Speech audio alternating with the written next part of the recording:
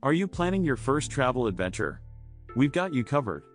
Here are 6 essential tips to plan the perfect first travel experience.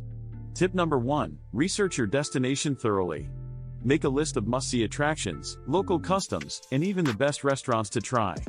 Tip number 2, set a realistic budget. Decide how much you want to spend on accommodation, transportation, and activities.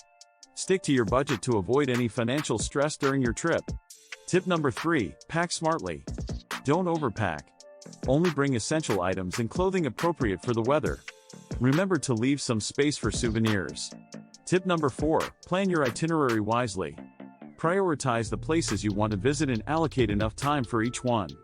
Be flexible and allow for some spontaneous adventures along the way. Tip number 5, connect with locals. Interact with the people around you. They can provide valuable insights, recommendations, and even help you navigate the local customs and language.